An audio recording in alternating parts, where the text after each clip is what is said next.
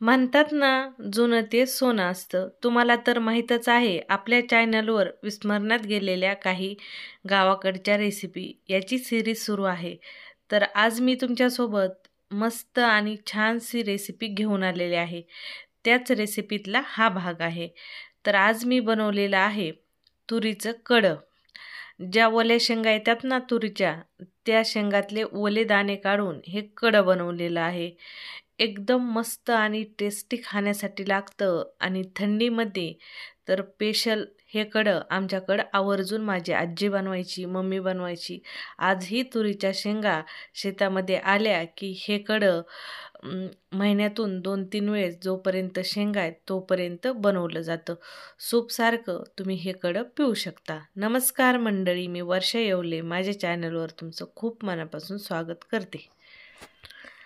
चला तर मग उशीर न करता आजच्या आपल्या या स्पेशल रेसिपीला सुरू करूयात. तर इथं मी घेतलेले आहेत अर्धी वाटी छान कवळे हिरवेगार असे तुरीचे दाणे. तुम्ही पाहू शकता मस्त असे हे तुरीचे दाणे आहेत. आता हे दाणे कढईमध्ये घालून घ्यायचे. सोबत 2-3 ग्लास पाणी घालून घ्यायचं. आता मी हे तुरीचे दाणे मीठ घालून छान 10 मिनिट शिजून घेणार आहे. तर तुम्हाला हवा असेल तर याच्या कुकरमध्ये 2 शिट्ट्या काढून बी घेऊ शकता. पण मी कढाईमध्येच याला शिजून घेत आहे. तर 2 ग्लास पाणी टाकलं, चवीनुसार मीठ टाकलं, बाकी दुसरं काही घालायचं नाही आहे. फक्त याच्यावर ताट झाकून ठेवायचं आणि छान 10 मिनिट हे तुरीचे दाणे वाफलून घ्यायचे.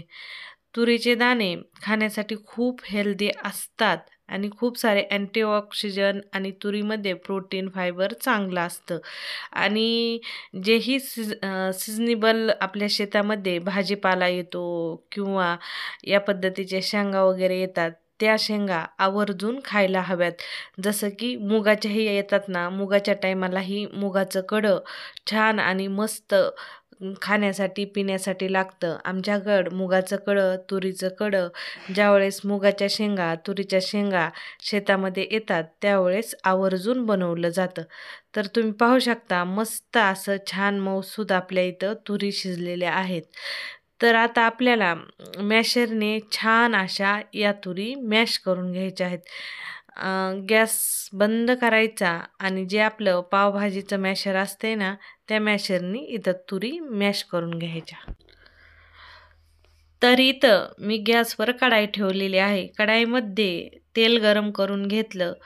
तेल गरम झाल्यानंतर चिमूटभर जिरे घातले, 7-8 ठेचलेल्या लसणाच्या पाकळ्या घातल्या, अर्धा इंच अद्रकीचे बारीकसर कट करून तुकडे घातले आणि 2-3 हिरव्या मिरच्या लांबसर कट करून घातल्या. छान खरपूस लाल रंगावर फोडणी तडतडून दिली आणि नंतर जे आपण तुरीचे दाणे मॅश करून ठेवलेले होते ते घालून घेतले आणि थोडंसं पाणी घालून घेतलं. आता हे कढं पातळच असतं, आपल्याला दाटसर नको आहे आणि छान पिण्यासाठी पातळच कढं छान लागतं. मस्त टेस्टी आणि चवदार लागतं. चवीनुसार मीठ टाकून घेतलं आणि वरतून आता याच्यामध्ये आपल्याला घालून घ्यायची आहे काळ्या मिऱ्याची पावडर. काळ्या मिऱ्याची पावडर आवर्जून घालायची, म्हणजे जे कढ्याची टेस्ट आहे ती खूप भारी येते. आणि चिमूटभर हळद घातलेली आहे. तसंच आता मी या कढ्यामध्ये ना तुम्हाला गोड आंबट कढं हवा असेल तर थोडंसं चिंचाचं आणि गुळाचं पाणी करून घातलं तरी चालतं. पण नॉर्मली हे कढं असंच बनवलं जातं.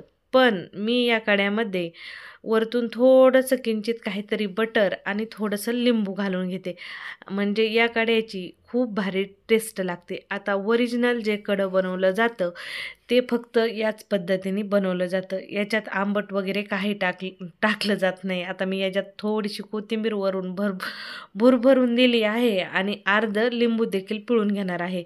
नॉर्मल कढं बस एवढंच बनवलं जातं. आता तुम्हाला टेस्ट थोडीशी वेगळी करायची असेल, म्हणजे थोडीशी आंबट चटपटीत पाहिजे असेल तरच लिंबू पिळा, नाहीतर असंही कडं खूप भारी लागतं.